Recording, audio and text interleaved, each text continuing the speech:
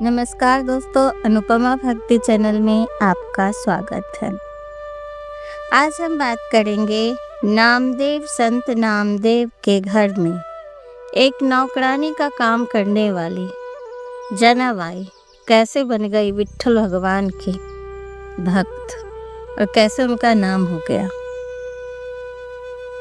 ये कहानी है भक्तिमती जनाबाई, सुविख्यात भक्त श्रेष्ठ श्री नामदेव जी के घर में नौकरानी थी। घर में झाड़ू देना, बर्तन मांजना, कपड़े धोना और जल भरना आदि सभी काम उसे करने पड़ते थे। ऋषि मुनियों की सेवा में रखकर पूर्व जन्म में जैसे देवर्षि नारद जी भगवान के परम प्रेमी बन गए थे, वैसे ही भक्तवर नामदेव जी के घर में होने वाली सत्य संगति तथा भागवत वाचक प्रभाव से जनाबाई के सरल हृदय भी भगवत प्रेम का बीज अंकुरित हो गया था। उनकी भगवत राम में पड़ती ही रोज भक्ति होती थी, सत्संग होता था उनके नामदेव बाबा के घर में, संत नामदेव जी के घर में, जिसे वो सुन कर बहुत उनके अंदर ना भक्ति में जाग गया था, भगवान के प्रति प्रेम हो गया था। कहते हैं कि जिसकी प्रीति होती है ना, उसे वो भूल नहीं सकता। इसी तरह जनाबाई भी भगवान के निरंतर स्मरण करने लगे। जो नाम स्मरण बढ़ाते होते उसके पाप पुण्य जलने लगे। अब प्रेम का अंकुर पल्लवित होकर दृढ़ वृक्ष के रूप में परिणित होने लगे। उनकी जड़ सब ओर फैलने लगी। उन्हीं से मेरी एक कहानी है कि एकादशी का दिन है और नामदेव जी पर भक्तों की मंडली एकत्रित हुई है। रात के समय जागरण हो रहा था। नाम कीर्तन और भजन में सभी मस्त हो रहे थे। कोई कीर्तन करता है, कोई मृदंग बजाता है, कोई करताल, कोई झांझ बजाता है। प्रेमी भक्त प्रेम में तन्मय है, किसी के तन मन की शुद्ध नहीं है। कोई नाचता है, कोई गाता है, कोई आंसू बहा रहा है, कोई मस्त हंसी मजाक कर रहा है, जिसको जैसे मर्जी वैसे मगन है। कितनी रात गई इस बात का किसी को ख्याल नहीं था। जनाबाई भी एक कोने में खड़ी प्रेम में मत होकर झूम रही थी। इस आनंद में डूबी वह रात बहुत जल्दी बीत गई। उषा काल हो गए, लोग अपने अपने घर गए। जनाबाई भी अपने घर आई। घर आने पर जनाबाई जरा लेट गई। प्रेम की मादकता भी पूरी नहीं उतरी थी, वो उसी में मुग्ध हुई पड़ी रही। सूर्योदय उदय हो गया। जनाबाई उठी और सूर्योदय हुआ देख बहुत घबरा गई। उसने सोचा मुझे बड़ी देर हो गई। मालिक के घर झाड़ू बर्तन बड़ी कठिनाई से हुई होगी। एक हाथ मुंह धोकर तुरंत काम पर चली गई। पूरा थोड़ा विलम्ब हो चुका था। जनाबाई घबराई हुई जल्दी जल्दी हाथ का काम साथ करने लग गई, परंतु हड़बड़ाहट में काम पूरा नहीं हो पा रहा था। दूसरे एक काम में विलम्ब हो जाना और जल्दी जल्दी काम करो ना तो काम बिगड़ ही जाते हैं। सभी काम में विलम्ब हो रहा था और यही हुआ। झाड़ देना, पानी भरना, कपड़े धोना, बर्तन मांजना और ना मालूम कितने काम हैं। कुछ काम निपटा कर जल्दी जल्दी कपड़े लेकर उनके धोने के लिए चंद्रभाग नदी किनारे पहुंची। कपड़े धोने में हाथ लगाया ही था कि एक बहुत जरूरी काम याद आ गया, जो इसी समय ना होने पर नामदेव जी बड़ा रुष्ट हो जाते। अतः वो जल्दी से तुरंत मालिक के घर की ओर चली। रास्ते में एक अपरिचित वृद्धा स्त्री प्रेम से पल्लव पकड़कर जना से कहा, बाई जना, यूं घबराए हुए क्यों दौड़ रही हो? ऐसा क्या काम आ गया? जना ने अपना काम उसे बताया। वृद्धा स्नेह बस कहा, घबराओ नहीं, तुम घर में काम कराओ, तब तक मैं तुम्हारे कपड़े धोए देती हूँ। जनाबाई ने कहा, नहीं माँ, तुम मेरे लिए कष्ट ना उठाओ, मैं अभी लौट आती। वृद्धा ने मुस्कुराते उत्तर दिया, तुम इसमें कोई कष्ट नहीं होगा। मेरे लिए कोई भी काम करना बहुत आसान है। मैं सदा सभी तरह के काम करती हूँ, इससे मुझे अभ्यास है। इस पर भी तुम्हारा मन न माने तो कभी मेरे काम में तुम भी सहायता कर देना। जनाबाई पर पहुँचने की जल्दी थी। इधर वृद्धा के बच्चे स्नेह टपक रहा था। वह कुछ भी ना बोल सके और मन ही मन वृद्धा के परोपकार वृत्ति का सराहना करते हुए चली गई। उसे क्या पता था कि वृद्धा मामूली स्त्री नहीं, सच्चिदानंदमयी जगन जननी है। वृद्धा बात की बातें कपड़े धोकर साफ कर दिया। कपड़ों के साथ ही उन कपड़ों की लाने वालों का कर्म मल भी धुल गया। थोड़ी देर में जनाबाई लौटी। धुले हुए कपड़े देखकर उसका हृदय कृतज्ञ भर गया। उसने वृद्धा से कहा, माता, आज तुम बड़ा कष्ट हुआ। तुम रीखी परोपकारिणी माताएं ईश्वर स्वरूप ही होती है। जना, तू भूलती है, ये वृद्धा ईश्वर स्वरूपनी नहीं, साक्षात ईश्वर ही है। तेरे भगवान वृद्ध का स्वांग सजा है। वृद्धा ने मुस्कुराते हुए कहा, जनाबाई, मुझे तो कोई कष्ट नहीं हुआ। काम ही कौन सा था। लो अपने कपड़े, मैं जाती। इतना कहकर वृद्धा वहां से चल दी। जना का हृदय वृद्धा के स्नेह से भर गया था। उसे पता ही नहीं लगा कि वृद्धा चली जा रही है।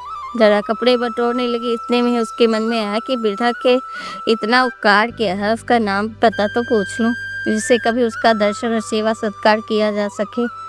वृद्धा कुछ ही क्षण पहले गई थी।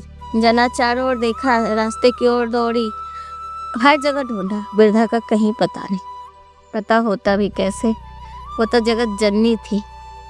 वो भी आई थी जना के विलम्ब होने के कारण उनकी मदद करने। जना निराश होकर नदी किनारे लौट आई और वहां से कपड़े लेकर नामदेव पर घर पहुंची। संत जान का मन वृद्धा के लिए व्याकुल था। वृद्धा ने जाते जाते ना मालूम क्या जादू कर दिया था। जना को कुछ समझ में नहीं आ रहा था। सत्संग का समय था। संत मंडली एकत्रित हो गए।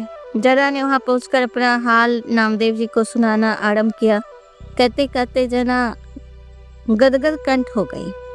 भगवान भक्त का नामदेव जी सारी घटना सुनकर तुरंत लीला में लीला समझ गए और मन ही मन भगवान की भक्त वत्सल की प्रशंसा करते हैं प्रेम में मग्न हो गए। फिर बोले, जना तो भागनी है।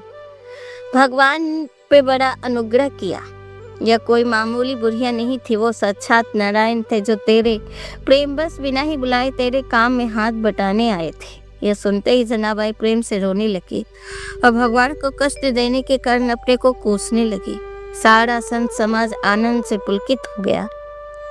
कहा जाता है कि इसके बाद भगवान के प्रति जनाबाई का प्रेम बहुत ही बढ़ गया था और भगवान समय समय पर उनके दर्शन देकर कृतार्थ किया करते थे। जनाबाई चली पीसते समय भगवत प्रेम के अभंग करती थी। गाते गाते जब वह प्रेम बस में सुध बुध भूल जाती तब उसके बदले में भगवान स्वयं पीसते थे और भक्तिमती जान के अभंगों को सुन सुन कर प्रसन्न हुआ करते थे।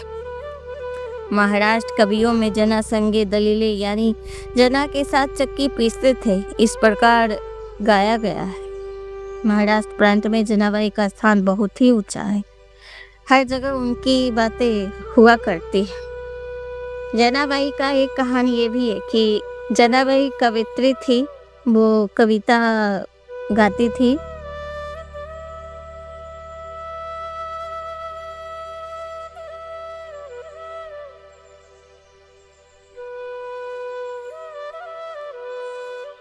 जनाबाई के काम, एक बार वो चक्की पीस रही थी। वो जब चक्की पीसती थी तो गाते गाते जो अपने शुद्ध बुद्ध भूल जाती थी तब उनके बदले भगवान स्वयं चक्की पीसते थे और जनाबाई के अभंग होकर सुनकर प्रसन्न होते थे।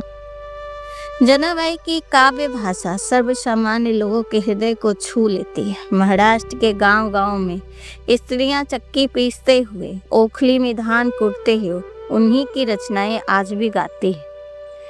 भगवान विट्ठल के दरबार में जनाबाई का क्या स्थान है, यह इसके लिए सिद्ध होता है कि नदी से पानी लाते समय, चक्की में आटा पीसते समय, घर की झाड़ू लगाते समय और कपड़े धोते समय भगवान स्वयं जनाबाई का हाथ बटाते थे। अपने भक्त और अन्य चिंतक के योगक्षेम का वहन वह दयामय स्वयं करते हैं। किसी दूसरे पर उसे छोड़ कैसे सकते थे।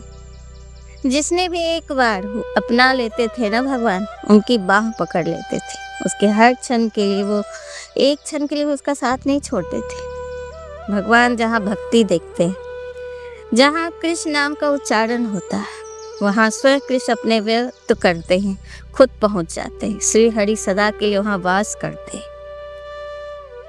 कहते हैं कि एक बार जनाबाई भगवान कोई चक्कियाँ पीस रहे थे रात में, तो आभूषणों की आवाज़ से परेशान हो रहे थे और जनाबाई का गाना सुन नहीं पा रहे थे, इसलिए उन्होंने अपने आभूषण जनाबाई के चक्की के पास ही खोलकर उतार दिए थे। और जनाबाई जब चक्की पीस रही थी तो पीसते पीसते इतने ध्यान मग्न हो गए कि सुबह हो गई। अब मंगला आरती मंदिर में शुरू हो गई। अब भगवान भागे कि अब तो सब लोग पहुंच गए, हमें तो लेट हो गया, देख लेंगे सब क्या करे। तो उन्होंने जनाबाई का शॉल मांगा और कहा मैं छुप के शॉल पहन के जाऊंगा, ऐसे बीच में जाऊंगा तो सब पहचान जाएंगे। और वो जल्दी से मंदिर में शाल ओढ़े चले गए। और जब तक शाल वो हटाते जनाबाई का, तब तक मंदिर का पट खुल गया। शाल वो हटा भी नहीं पाए। अब नामदेव जी तो घर में काम करती थी जनाबाई, उन्होंने देखा तो शाल जनाबाई का है। उनके मुंह से अचानक से कोई चीज़ आप जानते हो, देखते हो और अचानक से दिख जाता है तो आपके मुंह से निकल ही जाता है। फिर क्या था, उन्होंने कहा ये तो शाल जनाबाई का है। और फिर पुजारियों में शोर मच गई। शोर तो मचना ही था क्योंकि भगवान के ना आभूषण नहीं थे। अब सबने सोचा कि जनाबाई ने ही आभूषण चुरा लिए। सब जनाबाई के घर पहुंचे। उन्होंने जनाबाई से कहा कि तूने भगवान के आभूषण लिए। जनाबाई को याद आया कि हाँ, चक्की के पास पीसते हुए उन्होंने तो आभूषण खोला था। पर हुआ ये कि अब वो सबके सामने अगर कहती कि भगवान उनके पास आते हैं, उनके कामों में मदद करते हैं, तो कोई विश्वास करता? दुनिया ऐसे विश्वास नहीं करती। अब भगवान है, वो सबको थोड़ी ना दर्शन दे देंगे। जनाबाई चुप हो गई। सबने पुजारियों ने उस पे आभूषण चुराने का अति देखे। वो लोग अंदर गए तो चक्की के पास आभूषण पड़े हुए थे। वो आभूषण लिए और उसको फांसी की सजा देने का सोच लिया। पुजारियों ने आपस में विचार करके जनाबाई को दंड देना चाहा। उन्होंने कहा है कि ये इसने भगवान के आभूषण चुराए तो इनको फांसी की सजा होनी चाहिए। जनाबाई ने कहा कि विट्ठल, मुझे फांसी की सजा होगी, इसके लिए मुझे दुख नहीं है। दुख इसलिए है कि कोई आपकी भक्ति करने से डरेगा, क्योंकि आपकी भक्ति करने पर उनके भक्तों को क्या सजा मिलती है। तो जनाबाई भगवान को शपथ लेकर पुजारियों को विश्वास दिलाने की बहुत कोशिश करी कि उसने आभूषण नहीं लिया, पर किसी ने इस पर विश्वास नहीं किया। लोग उसे सूली पर चढ़ाने के लिए चंद्रभागा नदी के तट पर ले गए। जनाबाई भगवान को बदनाम नहीं होने देना चाहते थे। उनके भक्ति करने पे सबको सुख मिलता है, ये बताना चाह रही थी। इसलिए जनाबाई विकल होकर विट्ठल विट्ठल पुकारने लगी। देखते ही देखते सूली पिघलकर पानी हो गई। जब लोगों ने जना कि भगवान के दरबार में जनाबाई का कितना ऊंचा स्थान, यह है भगवान का प्रेमानुवाद। जिस क्षण मनुष्य भगवान का पूर्ण आश्रय ले लेता है, उसी क्षण परमेश्वर उसकी रक्षा का भार अपने ऊपर ले लेते हैं। भगवान का कथन है कि अपने भक्तों का एक मात्र आश्रय मैं ही हूँ। इसीलिए अपने साधु स्वभाव और भक्तों को छोड़कर मैं ना तो अपने आप को चाहता हूँ और ना अपने अर्धांगिनी विनाश रहित लक्ष्मी को। मैं भक्तन को भक्त, हमारे भगवान की यह प्रतिज्ञा है कि मैं भक्तों का भक्त हूँ। पूर्ण शरणागति और अखंड प्रेम से सब कुछ संभव है। संसारिक मनुष्य के लिए भी असंभव लगता है, परंतु भक्तों के लिए बहुत साधारण सी बात है। ये सब चीज़ें जनाबाई और नामदेव बाबा के घर में रहकर उन्होंने जना का वो भक्ति किए थे। कहते हैं कि जनाबाई इतनी भक्ति में लीन रहती थी कि वो गोबर के बले उपलों के लिए रगड़ती थी ना, तो उससे भी उपले भी उसे पहचान जाते थे। उपलों में भी विट्ठल विट्ठल की ध्वनि सुनाई देती थी। इतनी भक्ति थी उनके अंदर भगवान के प्रति। वो जिस चीज को छूती थी वही भगवान के प्रति हो जाता था। जब वो उपले बनाती थी और उसे रगड़ती थी तो उसे विट्ठल विट्ठल शब्द ध्वनि सुनाई देती थी। कहते हैं कि नामदेव जी के साथ जनाबाई का कुछ परलौकिक संबंध था। संवत 1407 में नामदेव जी ने समाधि ली थी। उस दिन उनके पीछे पीछे कीर्तन करती जनाबाई भी विट्ठल भगवान में विलीन हो गई थी। तो आज की कहानी आपको कैसी लगी हमें जरूर बताइएगा। अगर ये सुनने में आपको अच्छा लगा हो तो प्लीज हमें सब्सक्राइब कीजिए, लाइक कीजिए और मेरी कहानी सुनने के लिए आपका बहुत बहुत धन्यवाद। नमस्कार।